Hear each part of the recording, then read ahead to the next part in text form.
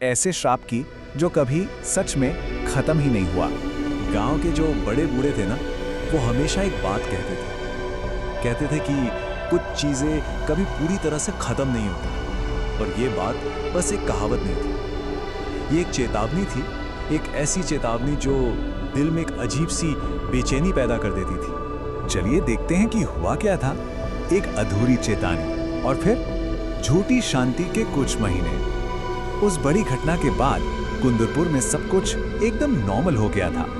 जिंदगी पटरी पर लौट आई थी। वो कब्रिस्तान के श्राप वाली बातें, वो सब धीरे धीरे धुंधला रही थी। मतलब लोगों को लगने लगा था कि वो बस एक पुरानी कहानी थी, एक लोक कथा। हाँ, 3 महीने से भी ज्यादा। लेकिन ये जो गुजरता हुआ वक्त था ना, ये असल में एक धोखा था। गांव वालों को लगा कि चलो सब ठीक हो गया, पर उन्हें क्या पता था कि ये तो वो वाली खामोशी थी जो किसी भयानक तूफान के आने से ठीक पहले होती है। और फिर कहानी का असली भयानक मोड़ आता है। कोहरे में गूंजती कुछ आवाजें और एक अकेले चरवाहे का सफर। इसी झूठी शांति के बीच एक रात एक चरवाहा अकेला अपने घर लौट रहा था। माहौल कुछ ऐसा था कि रात एकदम सर्द थी। आसमान में चांद का तो नामो निशान नहीं था और कोहरा इतना घना, इतना भारी कि हाथ को हाथ सुझाई ना दे। और सबसे डरावनी बात, उसका रास्ता ठीक उसी पुराने बदनाम कब्रिस्तान के पास से होकर गुजरता था। सब कुछ खामोश था, बिल्कुल खामोश। और फिर अचानक उस खामोशी को चीरती हुई एक आवाज आई। सवाल यह था कि वो आवाज क्या थी, कहां से आ रही थी। एक ऐसी जगह से जहां इस वक्त किसी का भी होना नामुमकिन था। खर खर खर। नहीं, ये किसी जानवर की आवाज नहीं थी, ये कुछ और ही था।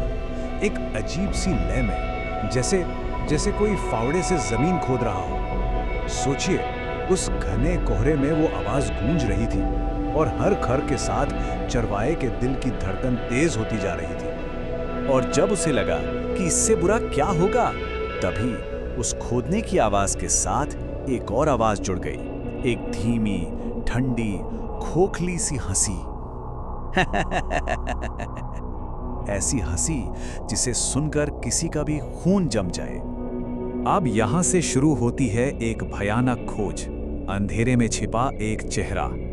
चरवाहे के पैर तो डर के मारे कांप रहे थे, पर हिम्मत करके वो आगे बढ़ा।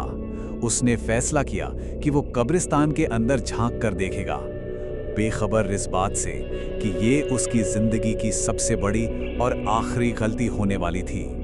और ठीक उसी पल जैसे ही उसने झांका, आसमान में जोर से बिजली कड़की। बस 1 सेकंड के लिए, एक पल के लिए सब कुछ रोशन हो गया। और उस रोशनी में चरवाहे ने उसे देख लिया। कोहरे के बीच एक परछाई एक ताजा कब्र के पास जमीन खोद रही थी। वो विक्रम था। हाँ, वही विक्रम। ये देखते ही चरवाहे का दिल जैसे हलक में आ गया, क्योंकि विक्रम तो मर चुका था। सब जानते थे ये बात। लेकिन ये वो विक्रम नहीं था जिसे गांव वाले जानते थे। उसकी चमड़ी एकदम सफेद, बेजान। उसकी आंखें पूरी तरह काली हो चुकी थीं, जैसे आंखों की जगह 2 गहरे अंधेरे गड्ढे हों। और उसके चेहरे पर उफ, एक धीमी ठंडी सी मुस्कान थी जो दूर दूर तक इंसानी नहीं लग रही थी। तो अब पता चलने वाला था रखवाले के श्राप का राज। एक ऐसा कर्तव्य जिसका कोई अंत नहीं था। वो दोनों आमने सामने थे और अब चरवाहे को विक्रम के वजूद का वो भयानक सच मालूम होने वाला था।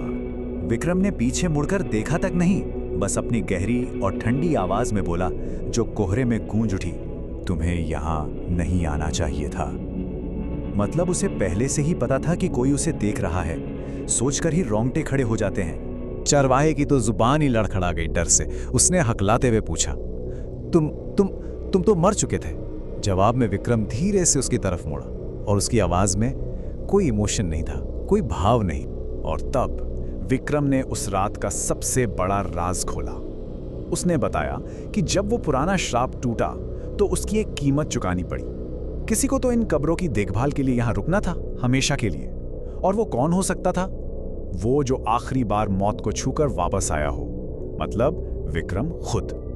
और अब कहानी पहुंचती है अपने क्लाइमैक्स पर। एक गवाह के लिए खोदी जा रही कब्र और एक अंतिम सवाल।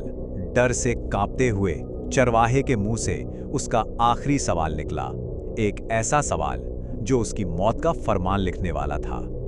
विक्रम ने कुछ नहीं कहा और वापस कब्र खोदने लगा। चरवाहे ने अपनी सारी हिम्मत बटोरकर कांपती हुई आवाज में पूछा, ये किसकी कब्र खोद रहे हो? उसे जरा भी अंदाजा नहीं था कि इस सवाल का जवाब उसकी दुनिया खत्म कर देगा। विक्रम ने फावड़ा रोका। उसने धीरे से सिर उठाया, चेहरे पर वही ठंडी डरावनी मुस्कान, और सिर्फ एक शब्द कहा, तुम्हारी। और बस उस एक शब्द के बाद घने कोहरे में एक आखिरी दिल दहला देने वाली चीख गूंजी और फिर सब खामोश हो गया, हमेशा हमेशा के लिए। लेकिन वो चीख कहानी का अंत नहीं थी। अगली सुबह ने एक नई सच्चाई सामने ला दी कि कब्रिस्तान अभी भी इंतजार कर रहा है, एक नई अनंत कहानी के लिए। गांव वालों को एहसास हुआ कि आतंक खत्म नहीं हुआ, उसने तो बस एक नया रूप ले लिया था। अगले दिन जब गांव वाले वहां पहुंचे तो उन्होंने देखा कि कब्रिस्तान में एक ताजा बेनाम कब्र थी और उस कब्र के पास वही खड़ा था, धीरे धीरे मिट्टी को बराबर करते हुए। वो विक्रम था और कहते हैं कि लोगों ने उसे धीरे से फुसफुसाते हुए सुना, कब्रिस्तान कभी खाली नहीं रहता। अगला कौन होगा, बस उसी का इंतजार है। तो कहानी तो यहां खत्म हो जाती है, लेकिन विक्रम नहीं, वो आज भी उसी कब्रिस्तान में है, खामोशी से अपना काम कर रहा है और इंतजार कर रहा है।